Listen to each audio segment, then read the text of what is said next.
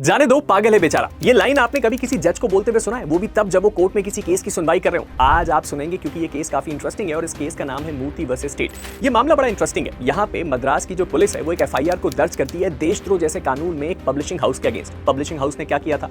1967 का एक जिक्र था जिसके बारे में उन्होंने डिस्कस किया और उन्होंने बोला कि 1967 में एक लीडर ने ये बोला था कि तमिलनाडु एक अलग देश बनना चाहिए और इस मसले पे गोरिल्ला वॉरफेयर होना चाहिए। अब इस मसले पे पुलिस को इस बात से खासी नाराजगी हुई और पुलिस ने इस मसले पे एफआईआर दर्ज करी।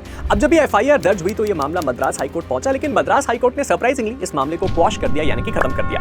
अब जैसे ही जज साहब से पूछा गया कि सर ऐसा क्यों, तो जज साहब ने बोला कि आज के समय में भारत जो पूरा देश है वो दिल और दिमाग से जुड़ा हुआ है और इस सिचुएशन में जब भारत देश की आत्मा एक है तो ऐसे लोग जो ये कह रहे हैं कि तमिलनाडु जैसी जगह एक दूसरा देश होना चाहिए, उनको ज्यादा से ज्यादा केवल ये समझा जाना चाहिए कि उनको कोई मेंटल प्रॉब्लम है, मेंटल इलनेस है, उससे ज्यादा कुछ भी नहीं। और उसके साथ साथ आज के समय पे स्टेटमेंट में केवल एक ही चीज हो सकती है कि लोगों के बीच हल्की सी टेंशन हो, लेकिन इससे हमारे देश में देश विरोधी गतिविधि नहीं हो सकती और इसीलिए इस मामले को क्वॉश कर देना ही ठीक है। क्या लगता है आपको जज साहब के इस फैसले के बारे में? आप नीचे अपने कमेंट सेक्शन में ओपिनियन जरूर दीजिएगा और मेरे हिसाब से ये काफी प्रोग्रेसिव स्टेप है क्योंकि अननेसेसरीली ऐसी चीजों को पनिश करना केवल और केवल हमारे देश में टेंशन और कंट्रोवर्सी को बढ़ाता है। आपके ओपिनियन का इंतजार रहेगा।